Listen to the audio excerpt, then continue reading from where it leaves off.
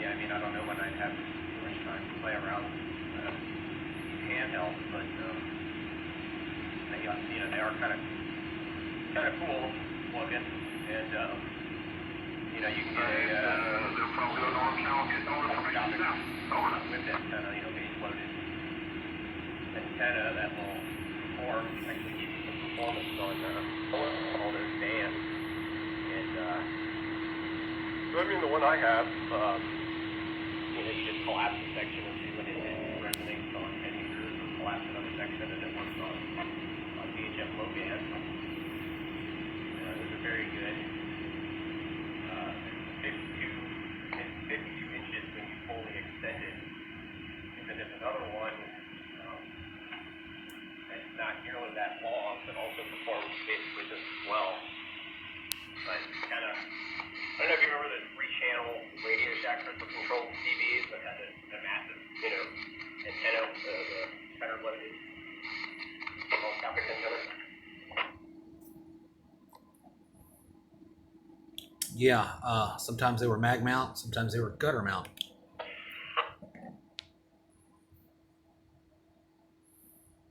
But yeah, I'm talking about the HDs, CBHDs. They were 3-channel. They were crystal controlled. So when you bought it at the store, it just had channel 14 installed. But they had just like a massive, telescopic with antenna with the loading coil was right in the middle. And now these antennas you can get are, they're base loaded, but it performs, just as well. And in my testing, and other folks have done range testing as well. It's like, they're saying, oh, I got X miles with the antenna, the factory antenna, and then I put the telescopic whip on here, and it range. So yeah, this is one I'm looking at. It's extended to 27 inches. That's full extension. It's working here.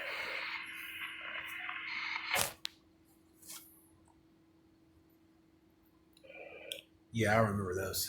I certainly do. Personally, I'd rather have a 23 channel or 40 channel, but the 3-channel will work just fine. Yeah,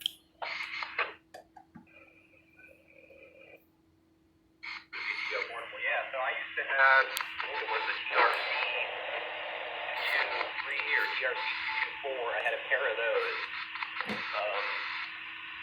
that were, on the box they were 2 watts and 3 watts, but if you look carefully, that was the quote-unquote input power. So output power was actually half that. So you either did 1.5 or 1 watt, at full power, and then they had a low power setting. I think was 500 watts or something like that. But with the antenna, fully extended, it had serious range, and it wasn't fortunate that you were rock bound, like you said. But they were, they were great for walking around the neighborhood and talking. And then that was about the time that Radio Shack started selling FRS radios. And I remember buying a pair of their 50 milliwatt single channel handhelds, just 50 milliwatts, and marveling at the range that they had. And especially one was that it had all 14 channels and all 38, DCSS codes. I don't know, $100, $200 or something like that. Yeah, I remember doing that. I've tried a couple of those 50 milliwatts. I wasn't impressed with those as I was with the original 14-channel FRS radios. And I guess they were, half a watt, maybe a watt.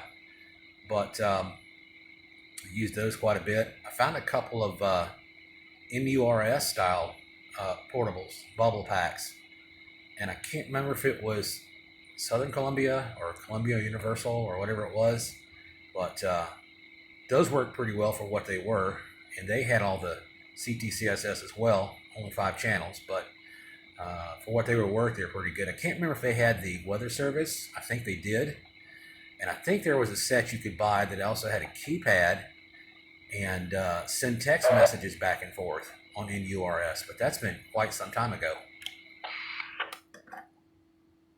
Airport video form. Yeah, it's interesting because the MURS service has always had that option, whereas FRS and GMRS just recently, they loosened the regulations enough that you can send text messages from radio to radio, or have like a group chat from radio to radio or with group radio, and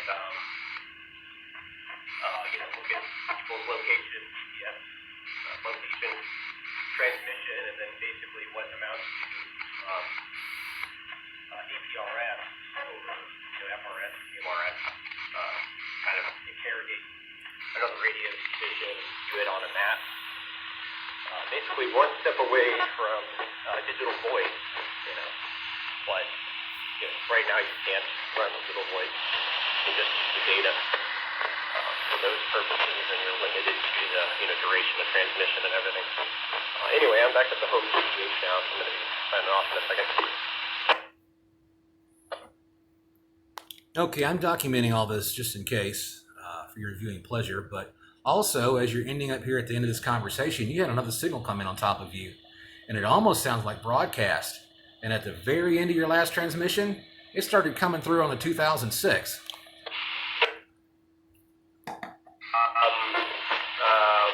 Wait, you said it sounds like a broadcast transmission?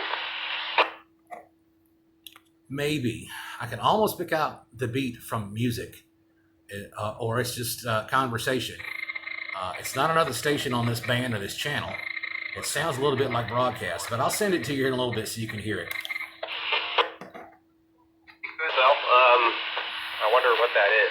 Sounds like it's some kind of weird intermod. All right, well, I'll say 73, and we'll talk to you soon. KF4ZTO is clear. Out.